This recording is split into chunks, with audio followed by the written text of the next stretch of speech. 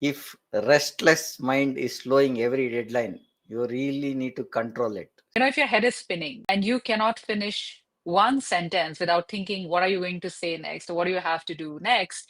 Are you really, really in control? Because it's your thoughts that's hijacking. It's your mind's noise which is kind of controlling you. One very classic example that I like to give is that you're driving, but with your handbrakes on. You spend, 30 minutes writing an email, which will take 5 minutes, and the deadlines slip because this energy is kind of your energy is leaking out through your overthinking. Control is very quiet. You see the flow state, you see that quiet, and you see prime focus. And when you start having mindfulness, so you're becoming more attentive, you realize that your deadlines still come.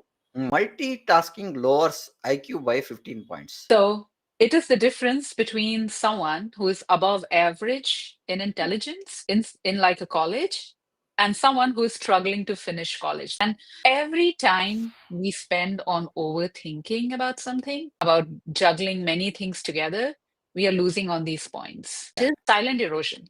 And it happens very silently, very sneakily. Hmm. You'll have an email missed somewhere. You will have a detail that was skimmed by. You will have a half-hearted conversation, and you don't realize these things unless the patterns begin to kind of compound together. So science today has also proven that people, our human brain, cannot multitask. Imagine that you're taking a laptop, you want to watch Netflix on it, but there are some 24 Chrome tabs that are open.